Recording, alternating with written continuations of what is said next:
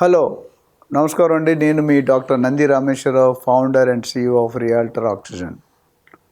మీ అందరికీ థ్యాంక్స్ చెప్పాలి. బాగా ఇన్స్పైర్ చేస్తున్నారు, బాగా కామెంట్ చేస్తున్నారు. Keep doing it. మీకు ఏమైనా కొత్త విషయాలు, కొత్త అంశాలు తెలుసుకోవాలనుకుంటే కామెంట్ బాక్స్లో రాయండి. We will try to address that.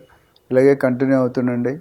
We will try to share as much as information possible. Latest updates కూడా ఇవ్వడం జరుగుతుంది. ఈరోజు I'm going to address the latest burning topic in Telangana or Hyderabad, basically Hydra commission. What is this Hydra? Hydra అంటే ఏంటి? హైడ్రా ఎందుకు form చేశారు? ఎవరు head చేస్తున్నారు? దీని తాలూకా పవర్స్ ఏంటి అనేది మార్కెట్లో ప్రతి ఛానల్లో కూడా, ప్రతి యూట్యూబ్లో కానీ ప్రతి ఛానల్లో కూడా బర్నింగ్ టాపిక్గా డిసైడ్ అవుతుంది. లాస్ట్ 3-4 డేస్ హల్చల్ చేస్తుంది మార్కెట్లో. హైడ్రా దేనికోసం క్రియేట్ చేశారంటే, ఇది కొత్తగా రేవంత్ రెడ్డి గారు వచ్చిన తర్వాత, ఇంతకుముందు నాకు తెలిసి I didn't here this kind of action. ఎవరైతే అక్రమంగా ఆక్యుపై చేసి అక్రమంగా కట్టడాలు కట్టారో వాళ్ళకి అడ్డుకట్టేయడానికి, అంటే ఎవరైతే అక్రమంగా కన్స్ట్రక్షన్ చేసిన గుండెల్లో గుబేలు స్టార్ట్ అయింది. ఎందుకంటే గుండెల్లో రైలు పరిగెడుతున్నాయి. ఎందుకంటే నిర్దాక్ష్యంగా ఒకసారి తప్పు అంటే బిల్డింగ్ కోలుగొట్టేస్తుంది. ఇప్పుడు నాకు తెలిసి చాలా బిల్డింగ్స్ గత 3-4 రోజులుగా కోలుగొడుతూనే ఉన్నారు, ఇంకా జరుగుతున్నాయి. మార్నింగ్ వెళ్ళిపోతున్నారు. దీనికి ఒక రేవంత్ రెడ్డి గారు ఏమనంటే, దీనికి ఒక సపరేట్ వింగ్, ఒక సపరేట్ వర్టికల్ని ఎస్టాబ్లిష్ చేశారండి.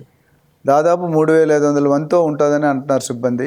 ఇప్పటికి దాదాపు 259 మంది పర్సనల్ అంటే గ్రూప్ 1 ఆఫీసర్స్ని, ఒక IPS officer, experience IPS officer ఆ లెవెల్లో పెట్టి ఏవి రంగనాథ్ గారు అని ఆయన అపాయింట్ చేశారు, కమిషనర్ హైడ్రా అని.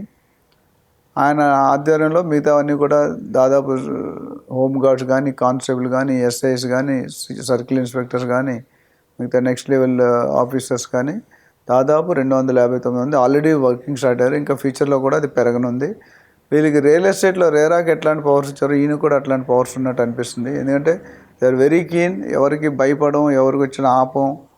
ఆల్రెడీ నేను మార్కెట్లో చూసాను, రూలింగ్ గవర్నమెంట్లోనే ఉన్న ఎమ్మెల్యేసే కాంట్రవర్సీగా మాట్లాడుతున్నారు. ఇవాళ ఆఫీసర్లు అనేది ఇవాళ వస్తారు పోతారు, మేము రెగ్యులర్గా ఉంటాం పొలిటికల్ అని చెప్పిన మాటలు కూడా ఉన్నాయి. అది ఎంతవరకు మళ్ళీ స్లో డౌన్ అవుతారా? కొంతమంది పబ్లిక్ కూడా ఇబ్బంది పడుతున్నారు. బట్ వీళ్ళు ఏమంటారంటే, మా గవర్నమెంట్ ల్యాండ్ అసైన్డ్ భూములు కానీ, లేకపోతే లేక్స్ కానీ, పార్క్స్ కానీ, రోడ్స్ కానీ, కాంపౌండ్ వాల్స్ కానీ, మున్సిపల్ ఏరియాస్ కానీ, మీకు హక్కు లేదు. అక్కడ చాలామంది ఏం చేశారంటే, రాత్రి ఆ చెరువుల్ని కప్పేసి మట్టితో మొత్తం కవర్ చేసి పైన కట్టేస్తున్నారు. అది చాలా డేంజర్ అండి. మీకు చూసుకుంటే కన్జర్వేషన్ జోన్ కానీ, బయో కన్జర్వేషన్ జోన్ కానీ, 111 జీవో కానీ, FTL కానీ, ఇవన్నీ కూడా చాలా ఇంపార్టెంట్. దాదాపు అక్కడ ఉన్న చెరువు ఉన్నదంటే చెరువుకి 10 కిలోమీటర్లు డయామీటర్ల వరకు అసలు ఏమీ కట్టకూడదండి. కన్స్ట్రక్షన్ అనేది అలౌ చేయాలి. అందుకని ఇప్పుడు మొయినాబాద్ చూస్తే మొత్తం 111 జీవో ఉంటుంది. అట్లా చాలా ఉన్నాయి. వీళ్ళ ఐడియా ప్రకారం దాదాపు మోర్ దెన్ 2000 acres పైన ఐడెంటిఫై చేశారు. ఒకప్పుడు ఒక 50-60 years బ్యాక్ నాకు తెలిసిన అనాలిసిస్ ఎక్కడో డేటా చూశాను. 1750 చెరువులు, లేక్స్ ఉండేవి. ఇప్పుడు దాదాపు 750కి వచ్చేసాయని విన్నాను. అంటే ఈ 1000 ఏమైనట్టంటే ఆక్యుపై చేసి కట్టడాలు కట్టేస్తున్నారు. ఇప్పుడు అక్కడ కడితే ఏమవుతుందంటే, FTL లెవెల్, ఫుల్ ట్యాంక్ లెవెల్లో కడితే ఏమవుతుందంటే బిల్డింగ్ స్ట్రెంగ్త్ ఉంటుందండి. ప్లస్ ఆ ఉన్న వాటర్ మనం తాగడానికి వాడేటప్పుడు ఈ బిల్డింగ్లు కానీ, ఇండస్ట్రీలు కానీ, కమర్షియల్ యాక్టివిటీ కానీ పెడితే కాలుష్యం అయిపోతుంది, పొల్యూటెడ్ అయిపోతుంది. పొల్యూటెడ్ అయినప్పుడు నీరు స్కేర్సిటీ వస్తుంది. అండ్ ఇంకోటి ఏంటంటే, మన సిస్టమ్స్ వీళ్ళు ఎక్కడైతే గోడలు కట్టి ఆనకట్టలు వేసేస్తున్నారో, అడ్డుగా కట్టేస్తున్నారో, అది చూసుకుంటే కనుక వాటర్ ఫ్లో ఎక్కడ మళ్ళీ రివర్స్ వస్తుంది. వాటర్ వెళ్ళడానికి కూడా ప్రొవిజన్ లేకుండా ఆపేస్తున్నారు. అది I think they got enough information, enough ప్రూఫ్స్తో ఎవరు వచ్చినా ఆపుకుని. ఎమ్మెల్యే కూడా ఒక దగ్గర చూశాను, జూబ్లీహిల్స్లో కొన్ని ప్లేసుల్లో పొలిటికల్ లీడర్ వచ్చినా వాళ్ళ మాట పట్టించుకోకుండా వీళ్ళు స్ట్రిక్ట్గా ఇంప్లిమెంట్ చేస్తున్నారు. అండ్ ఏవి రంగనాథ్ గారు ఎవరైతే ఇప్పుడు కమిషనర్గా అపాయింట్ చేయబడ్డారో, ఈజ్ ఆల్సో బీయింగ్ వెరీ బ్లంట్గా చెప్తున్నారు, మీరు ఎవరు చెప్పినా ఆగం, మాకు ఫుల్ రైట్స్ ఉన్నాయి, మాకు అదర్ ప్రూఫ్స్ ఉన్నాయి that it is a government land, this an occupied land, this a park land, this road land అని క్లియర్గా చెప్తున్నారు. లేదా చెరువులు ఉన్నాయని. అక్కడ ఐ థింక్ రాను చూడాలి ఏమవుతుందో. ఏమైనా గవర్నమెంట్ ఏమైనా మళ్ళీ వెనక్కి తీసుకుంటుందా, లేకపోతే కొద్దిగా స్లో డౌన్ చేస్తుందా, ఆచి చూసి ఇరగొడు. ఇప్పుడైతే మాత్రం లెఫ్ట్ అండ్ రైట్ ఇరగొడుతున్నారు. ఒక విధంగా ఇట్స్ ఎ పాజిటివ్ స్ట్రెంగ్, బట్ ఒక విధంగా కూడా పబ్లిక్ ఇన్కన్వీనియన్స్ కూడా చూసుకోవాలి. కాకపోతే అక్రమ కట్టడాలు ఈ యాక్షన్ తీసుకుంటే maybe it's one good sign is ఫ్యూచర్లో మళ్ళీ ఎవడు కట్టడానికి ట్రై చేయరు. ఒక బిల్డింగ్ ఏదో చూసారంటే 5.5 కోట్లు పెట్టి కట్టాడంటే ఆయన అప్పులు చేసి బ్యాంకులో, బిల్డింగ్ కూలగొట్టారు. బట్ అది ఆయన పరిస్థితి ఏంటి, రోడ్డు మీదకి వచ్చామని ఏడుస్తున్నాడు. బట్ ఐ డోంట్ నో, కట్టే ముందు మీరు ఆలోచించుకోవాలి ఎవరైనా. మా ప్రతి వీడియోలో కూడా నేను చెప్తుంటాను, మీరు ఇల్లు కొనుక్కోవాలనుకున్నా, ఆఫీస్ కొనుక్కోవాలనుకున్నా, go and see the survey numbers, go and see the check RERA permission, FTL జోన్లో ఉందా, ప్రొహిబిటెడ్ జోన్లో ఉందా, చెక్ చేసుకోండి. చెక్ చేసుకుంటే మీకు ఈజీగా ఉంటుంది. నాకు మార్నింగ్ ఒక కస్టమర్ ఫోన్ చేశారు, సార్ నేను ఒక ప్రాపర్టీ కొనుక్కున్నాను, హైరైజ్ బిల్డింగ్ 4th ఫ్లోర్లోను, అది ప్రొహిబిటెడ్ జోన్లో ఉంది, కానీ బిల్డర్ మాత్రం కట్టేశాడు. నేను డబ్బులు కట్టి రిజిస్టర్ కూడా చేసుకున్నాను, ఇప్పుడు నేను సేఫ్ ఉన్నాను. ఎట్లా ప్రొహిబిటెడ్ అంటే అర్థం ఏంటండి? You should not construct. ప్రొహిబిటెడ్లో ఆయన బిల్డరే చెప్తున్నాడు, అదేదో జిమ్మికి ఉండాలి. ఏ బిల్డర్ ఎవరో నాకు తెలియదు, కానీ ఆయన క్వశ్చన్ అడిగారు నాకు కన్సల్టింగ్. ఆయన ఏమంటే బిల్డరే చెప్పారు, సార్ నాకు డబ్బులు ఎక్కువ ముందే చెప్పాడు, ఇది ప్రొహిబిటెడ్ జోన్లో ఉంది, అయినా మేము కట్టా, మీరు కొనుక్కోవచ్చు, మీకు ప్రాబ్లం లేదన్నారు. నేను కొనేసాను, ఇప్పుడు ఏమంటాను, తూర్పు తిరిగి దండం పెట్టమని చెప్పాను నేను. ఎందుకంటే ప్రొహిబిటెడ్ అని చెప్పినప్పుడు ఒకసారి రీచెక్ చేసుకోవాలి. అంటే అందరూ కొంటారంటే మరి అందరూ కొంటే నాకెందుకు ఫోన్ చేసావు బాబు అని చెప్పి.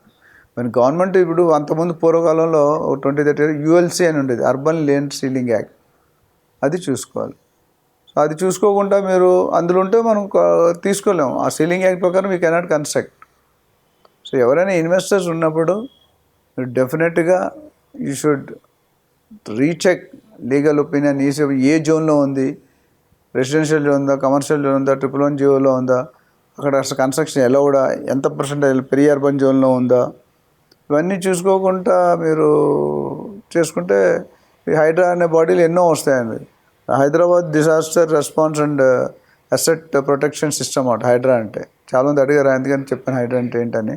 So this is a very powerful body headed by senior most IPS officers and very well educated గెస్టెడ్ officers, group 1 officers ఉన్నారు. ఇది యాక్చువల్గా గవర్నమెంట్ చేసింది రైటా రాంగ్ అని చాలామంది అడుగుతున్నారు. అది రెండు విధాలు చెప్పచ్చు. రైట్ రాంగ్ అని చెప్పడం నేను రైట్ పర్సన్ కాదు.